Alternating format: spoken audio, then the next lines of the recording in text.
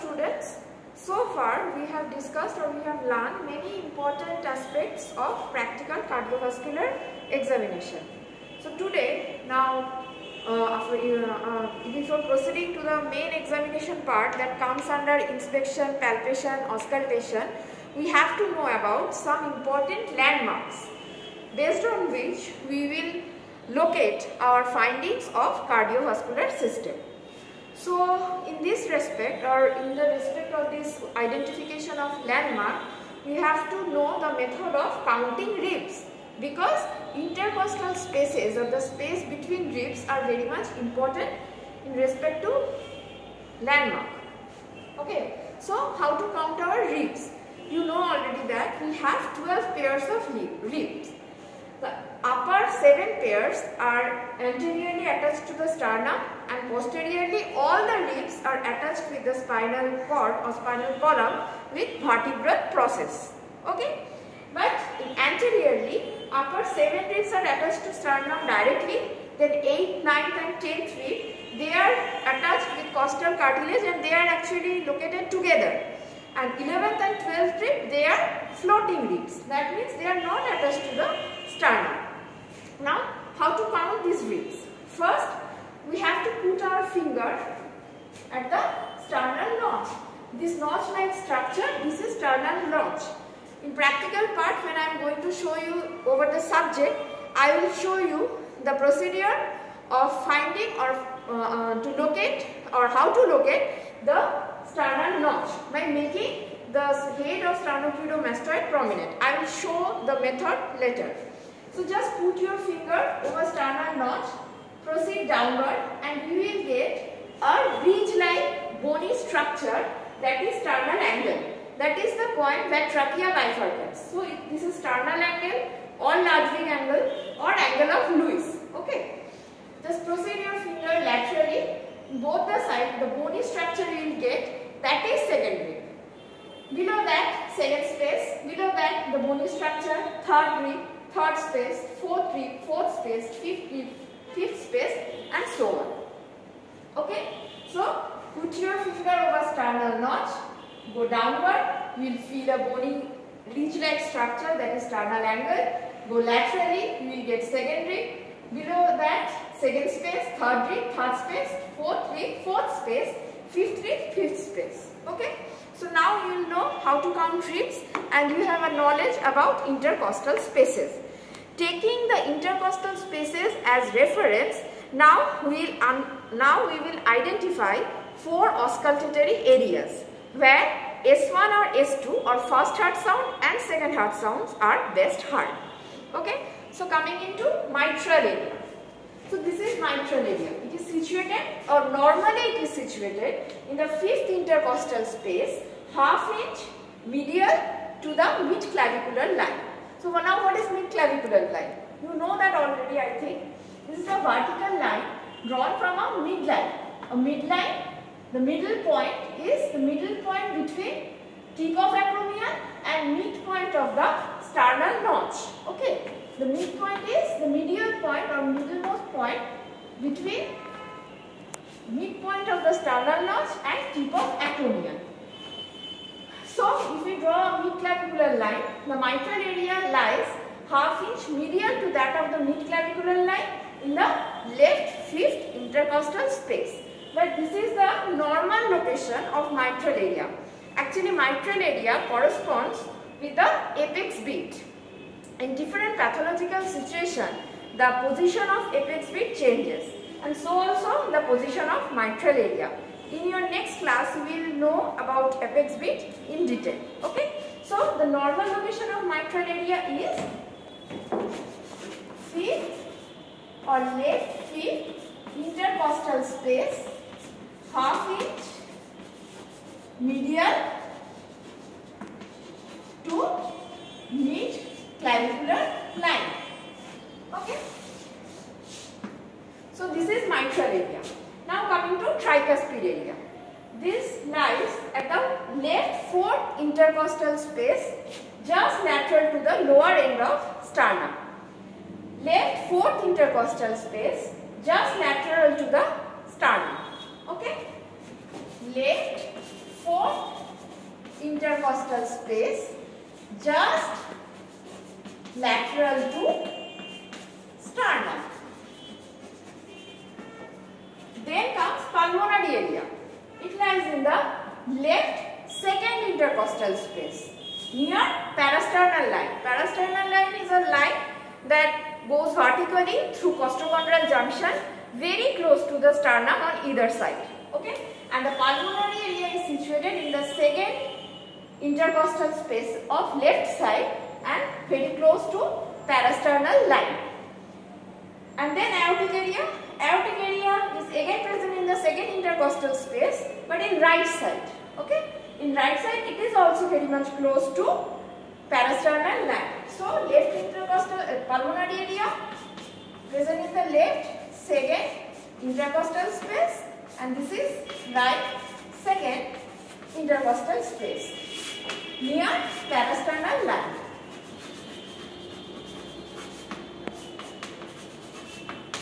Okay, now these areas are mainly very much important in this respect because S1 and S2, these two heart sounds or two main heart sounds, are best audible in these areas. Now when you are asked to auscultate first heart sound, just don't put your stethoscope over mitral area or tricuspid area, because S1 and S2, both the heart sounds are audible in all the four areas. But S1 is better heard at M1 and T, and S2 is better heard in P and A, or pulmonary area or aortic area. When you are asked to auscultate S1, put your stethoscope over all the four areas, but report that at M1 or at mitral area and T1 or tricuspid area, the S1 is better audible. Okay, but you should put your stethoscope, or you have to put your stethoscope in all the four areas. Just keep this thing in mind, and don't think that the corresponding valve, that means mitral valve, tricuspid valve, pulmonary and aortic valve, these valves lie just underneath these areas. No, the position of valve is away from these areas. Actually, the main reason of production of heart sound is not actually the closer sound. It's not the closer sound of valve. Okay, the heart sounds are produced due to vibration following the closure of valve. The heart sound is not actually the sound of closing. Okay, obviously it has a part, or it has a valvular component, but mainly the heart sounds are produced due to vibration which occurs following the closure of valve.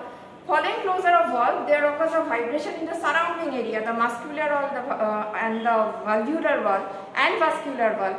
All this is responsible for creating heart sound, and this heart sound is best audible in these four areas. But that does not mean that these valves are lying just underneath these areas. So valves are upper and these areas are upper. These areas are important in respect to auscultation, because here we get S1 and S2 best audible, and that is why these are important. If you want to know the position of valve, I will upload a picture later mentioning all these. Okay, so now we know how to count rib and about the auscultatory areas. In next classes, we will know about apex beat, heart sounds examination. So students, now here with our subject. Okay, so first we have to know the method of counting ribs. For that, put your index finger or thumb the sternal notch. If you can't find sternal notch, then ask your subject to rotate his head, either right side and left side. So see, with this rotation to the left side, the right sided head of sternocleidomastoid is getting prominent. And see, this side is getting prominent with rotation of head to right side. So place your thumb in between two heads of sternocleidomastoid. This is sternal notch. You can feel here a bone-like structure or bone-like and notch-like structure. This is sternal notch. Proceed your hand downward, and you will get a bony horizontal ridge-like structure. So this is sternal angle or Ludwig's angle. Proceed your finger at the left side Okay, left and lateral side, you will get the second rib. And if you place your finger or proceed your finger in the right and lateral side, you will get the right sided second rib. So this is left sided second rib. Just below the space or just below the second rib, it's second intercostal space.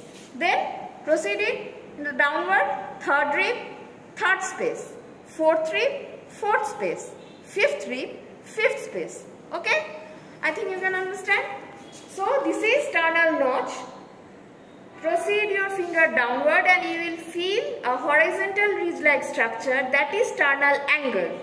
Okay, sternal angle or Ludwig's angle.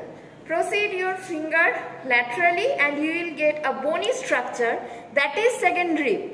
So sternal angle or this second rib is attached with this part. So sternal angle, proceed your finger laterally and you will get second rib. Below that, second space, third rib, third space, fourth rib, fourth space, fifth rib, fifth space. Okay. So this is the procedure of rib counting, and by this we have the knowledge of intercostal spaces, which is very much necessary for identification of 4 auscultatory areas and where we get S1 and S2. Now come to auscultatory areas. First one is mitral area. We have already discussed mitral area is situated in the 5th intercostal space, half inch medial to the midclavicular line. So come into the 5th intercostal space. This is second rib, second space, third rib, third space, fourth rib, fourth space, fifth rib, fifth space. Okay, so this is fifth space. And so half inch medial to the midclavicular line. So midclavicular line is just like this. This is situated, or this goes through a point which is situated between midpoint of the sternal notch and tip of acromion. Midpoint of the sternal notch and tip of acromion. Just midpoint, through the midpoint, the vertical line we have drawn, that is midclavicular line. So it's like this.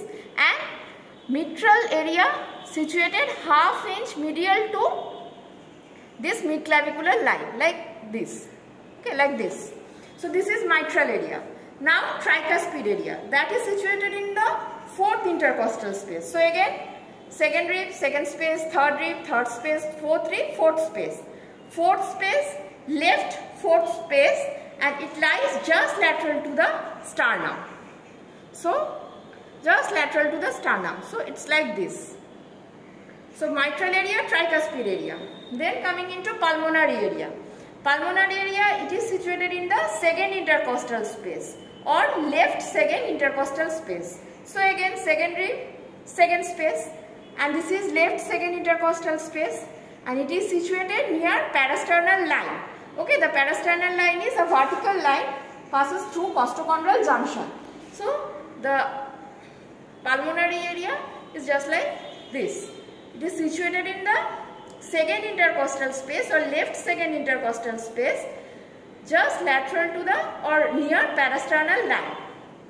In the right side, this is right 2nd intercostal space.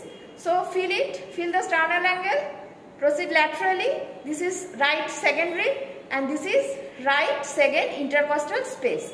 So feel it and feel the sternum, just lateral to the sternum. This is aortic area. So mitral area, tricuspid area, pulmonary area and aortic area. This is in 5th intercostal space, half inch medial to the midclavicular line. This is in 4th intercostal space or left 4th intercostal space, just lateral to the lower end of the sternum. And this pulmonary area, it is present in the left 2nd intercostal space, just lateral to the sternum. And this is aortic area, this is present in the right intercostal space, just lateral to the sternum or near parasternal line. Okay, thank you.